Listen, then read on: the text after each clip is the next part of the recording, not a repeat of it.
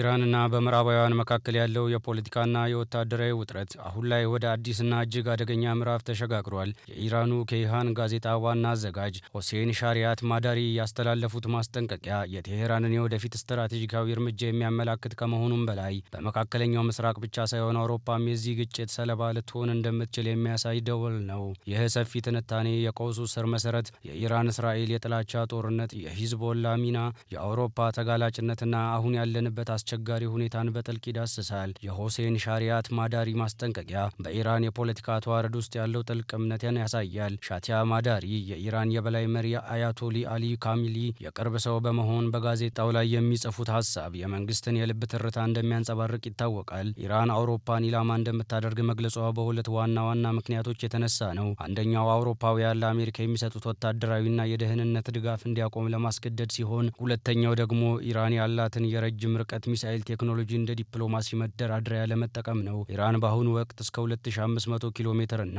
ከዚያም በላይ የመጓዝ አቅም ያላቸው ሰጂል እና ከባይር የተሰኙ ሚሳኤሎች አሏት። እነዚህ ሚሳኤሎች ከኢራን ምድር ተተኩሰው ደቡብ ምስራቅ አውሮፓ፣ ግሪክ፣ ቡልጋሪያ እና ጣሊያንን ጭምር የመምታት አቅም አላቸው። ሻሪያት ማዳሪ አውሮፓውያንን መምታት እንደምንችል ያውቃሉ ሲሉ የተናገሩት ኢራን በቴክኖሎጂ ረገድ ያላትን እድገትና ያላትን የፖለቲካ ቁርጠኝነት ለማሳየት ነው። በመካከለኛው ምስራቅ ሰላም እያደፈረሰ ያለው ትልቅ ግጭት በእስራኤልና በሊባኖሱ ሂዝቦላ መካከል ያለው ጦርነት ነው። ይህ ጦርነት በጋዛው ግጭት ጋር የተቆራኘ ቢሆንም የራሱ የሆነ ውስብስብ ገጽታዎች አሉት። የመጀመሪያው ሂዝቦላ በታጣቂዎች ቡድን ባለፈ እንደ አንድ ጠንካራ አገር መደበኛ ጦር የሚንቀሳቀስ ኃይል ነው። ከ150 ሺህ በላይ የተለያየ ርቀት የሚምዘገዘጉ ሮኬቶችና ሚሳይሎች እንዳሉትም ይገመታል። ሂዝቦላም በኢራን ቀጥተኛ የገንዘብና የቁሳቁስ ድጋፍ የሚንቀሳቀስ በመሆኑ በእስራኤል ላይ የሚሰነዘረው ጥቃት የቴሄራን የመከላከያ መስመር ተደርጎ ይወሰዳል። በሁለተኛ ደረጃም ለእስራኤል ሂዝቦላ ከሐማስ የበለጠ ትልቅ ስጋት ነው። የሂዝቦላ ተዋጊ በሶሪያ እርስ በርስ ጦርነት ውስጥ በመሳተፍ የካበተ የውጊያ ልምድ አላቸው ነው የሚባለው። እስራኤል በሰሜናዊ ድንበሯ ላይ የሚኖሩ በብዙ ሺህ የሚቆጠሩ ዜጎቿን ለማፈናቀልም ተገዳለች። ይህ ደግሞ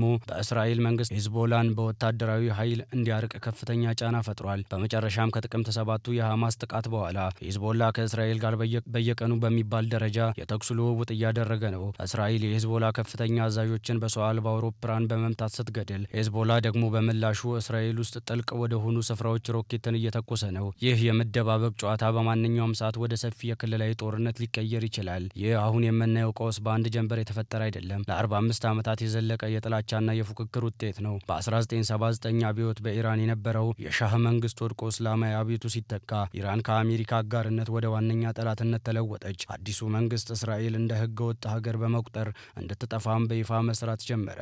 የተተኪ ኃይሎች መፈጠርም ሌላኛው ውጤት ነው። ኢራን ከድንበሯ ውጭ ያላትን ተጽዕኖ ለማስፋት ሂዝቦላን በሊባኖስ፣ ሐማስን በጋዛ፣ ሁትሲን በየመንና የተለያዩ ሚሊሻዎችን በኢራቅና በሶሪያ አደራጅታለች። ይህ የመቋቋም ዘንግ ተብሎም ይጠራል። የኒኩሌር ውዝግብ ቢሆንም የኢራን የኒኩሌር መርሃ ግብር ለምዕራባውያንና ለእስራኤል የህልውና ስጋት ሆኖ ቆይቷል። እንደ አውሮፓውያን አቆጣጠር በ2015 የተፈረመው የኒኩሌር ስምምነት በ2026 በፕሬዝዳንት ዶናልድ ትራምፕ መፍረሱ ውጥረቱን ወደ ከፍተኛ ደረጃ ሰቅሎታል። ቀደም ሲል ኢራንና እስራኤል በተተኪ ኃይሎች አማካኝነት ብቻ ይዋጉ የነበረ ቢሆንም በቅርቡ ግን ኢራን ከገዛ ምድሯ ላይ በመቶ ሺህ የሚቆጠሩ ሚሳኤሎችንና ድሮኖችን ወደ እስራኤል በመተኮስ ጦርነቱን ፊት ለፊት መሆኑን አሳይታለች። ይህ ጦርነትና ዛቻ በሰው ልጆች ህይወት ላይ ብቻ ሳይሆን በዓለም አቀፍ ኢኮኖሚ ላይም ከባድ ጥላን አጥልቷል። መካከለኛው ምስራቅ የዓለምን የነዳጅ አቅርቦት ማዕከል ነው። ኢራን የሆርሙዝን የባህር ወሽመጥ ለመዝጋት ከዛተች፣ አሜሪካ ከተቆጣጠረች በሁለቱ ሀገራት መካከል በሚፈጠር ያለመስማማት ግጭት የዓለም የነዳጅ ዋጋ በአንድ ጀበር ሊመነጠቅ ይችላል። ይህ ደግሞ በታዳጊ ሀገራት ላይ የዋጋ ግሽበትን ያስከትላል። በሊባኖስና በሶሪያ የሚቀሰቀሰው መጠነ ሰፊ ጦርነት በቢሊዮን የሚቆጠሩ ስደተኞችን ወደ አውሮፓ እንዲሰደዱም ያደርጋል። አውሮፓ አሁን ካለችበት ፖለቲካዊ መከፋፈል አንጻር አዲስ የስደተኞች ማዕበልን የማስተናገድ አቅም እንደሌላት እየተነገረም ይገኛል። በሚሳኤል ስጋት ምክንያት በአካባቢ የሚያልፉ የዓለም አቀፍ በረራዎች መንገድ እንዲቀየር ወይም እንዲሰረዙ እየተደረገ ነው። ይህ በቱሪዝምና በንግድ ላይ ከፍተኛ ኪሳራን እያደረሰም ይገኛል። አውሮፓውያን በኢራንና በአሜሪካ መካከል ሚዛኑን ጠብቆ ለመጓዝ ቢሞክሩም አሁን ላይ ግን ወደ አሜሪካ ጎን ለመጠጋት ተገደዋል። ኢራን ለሩሲያ የምታቀርበው የድሮን ድጋፍ በዩክሬን ጦርነት ውስጥ ጥቅም ላይ የሚውል አውሮፓን በኢራን ላይ ያላትን እምነት እንዲያጡ ያደርጋቸዋል። የሻሪያት ማዳሪ ማስጠንቀቂያ አውሮፓ እጅግ አስቸጋሪ ሁኔታ ውስጥ ከቷታል። የአውሮፓ የአሜሪካ ጦር ሰፈሮች የምታስተናግድ ከሆነም ለኢራን ሚሳኤል ኢላማ ትሆናለችም ሲሉ ዝተዋል። የአሜሪካ ድጋፍ ካልተቀበለች ደግሞ ለሩሲያና ለሌሎች ስጋት ተጋላጭ ትሆናለች። ይህ ሁሉ ጠርዝ ያለው ገመድ አውሮፓን በጂኦፖለቲካል ውሳኔ እንድትወጠር አድርጓታል። በኢራን በአሜሪካና በኔቶ መካከል ያለው ወቅታዊ የቃላትና የስትራቴጂክ ጦርነት ከሰሞኑ ወደ አዲስ ምዕራፍ ተሸጋግሯል። የኢራን ኬይሃን ጋዜጣ ያወጣው ማስጠንቀቂያ ብቻ ሳይሆን ኔቶና አሜሪካ በቴሄራን ላይ የያዙት አቋም ቀጠናውን ለከፋ ግጭት እያዘጋጀውም ይገኛል። ከሰሞኑ የኔቶ ዋና ጸሐፊና የዋሽንግተን ባለስልጣናት በኢራን ላይ ያላቸውን ቋንቋ አጥብቀዋል።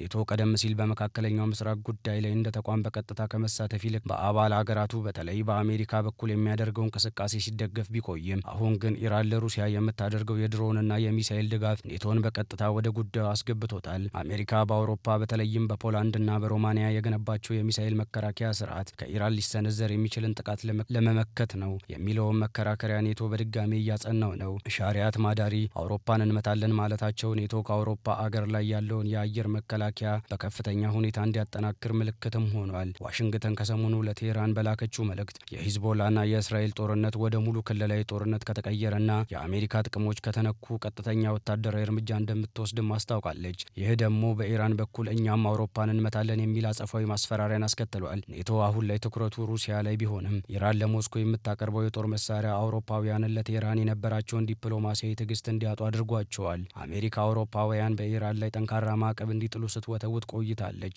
አውሮፓውያንም አሁን ላይ ለዚህ ጥሪ ምላሽ እየሰጡ ነው እየተባለ ይገኛል። ሻሪያት ማዳሪ እንዳሉት በጀርመን በጣሊያንና በግሪክ የሚገኙ የአሜሪካ ጦር ሰፈሮች ለኔቶ ደህንነት ወሳኝ ናቸው። ኢራን እነዚህን ስፍራዎች ህጋዊ ኢላማ ማድረጓ ኔቶ የአባልነቱን ደህንነት ለመጠበቅ የጋራ መከላከያ ውሉን ተግባራዊ ሊያደርግ የሚችልበት ሁኔታ ይፈጠራል። ይህ ደግሞ ግጭቱን ከአህጉር አቋራጭ ጦርነት ጋር ያገናኘዋል። ከሰሞኑ በአሜሪካ የባህር ኃይልና በኢራን አብዮታዊ ዘበኛ መካከል በቀይ ባህርና በፋርስ ባህረ ሰላጤ አካባቢ የተቀሰቀሰው ፍጥጫ ሌላው የውጥረት መገለጫ ነው። የሁቲዎች ጥቃትና የአሜሪካ ምላሽ በየመን የሚገኙና በኢራን የሚደገፉ ሁቲዎች በአውሮፓና በአሜሪካ መርከቦች ላይ የሚያደርሱት ጥቃት አሜሪካና ብሪታንያ በየመን ላይ ተደጋጋሚ የአየር ጥቃት እንዲሰነዝሩም አድርጓል።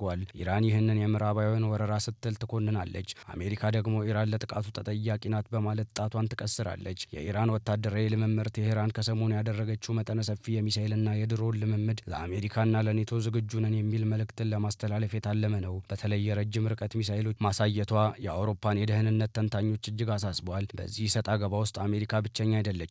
ኔቶ እንደ ተቋም ከእስራኤል ጎን መቆሙን ባይገልጽም አባል ሀገራቱ ግን ለእስራኤል ያላቸውን ድጋፍ ቴሄራን አስቆጥቷታል። በሌላ በኩል ኢራን ከሩሲያና ከቻይና ጋር ያላት ወታደራዊና ኢኮኖሚያዊ ትብብርን ማጠናከሯ የቀዝቃዛው ጦርነት አይነት የጎራ መከፋፈል እንዲፈጠርም አድርጓል። በአጠቃላይ የኢራኑ ጋዜጣዊ ማስጠንቀቂያና በሊባኖስ ያለው የእስራኤል ሂዝቦላ ፍጥጫ የሚያሳየው አንድ እውነት አለ። የመካከለኛው ምስራቅ ቀውስ ከቀጠናዊ ወሰኑ ወጥቷል። ኢራን አውሮፓን በመጨረሻ የጦርነት ካርታ ውስጥ ማስገባት ዓለም አቀፋዊ ስርዓቱ ምን ያህል እየተናጋ መሆኑን ያሳያል። የእስራኤልና የሂዝቦላ ጦርነት ወደ ሙሉ የክልላዊ ጦርነት ከተቀየረ ኢራንና አሜሪካ በቀጥታ መግባታቸው አይቀርም። ይህ ደግሞ አውሮፓን ጨምሮ መላውን ዓለም ወደማይወጣበት የቀውስ አዙሪት ውስጥ ሊከተው ይችላል። ዛሬ ላይ የምናየው የሚሳኤል ዛቻ ነገ ወደ ተግባር እንዳይቀየር የዓለም ሀያላን ሀገራት ከወታደራዊ እርምጃ ይልቅ ወደ ዲፕሎማሲያዊ ጠረጴዛ መመለስ ይኖርባቸዋል። ሆኖም ግን አሁን ባለው ሁኔታ ሰላም ከሩቅ ያለች የህልም ተስፋ እየሆነች መጥታለች።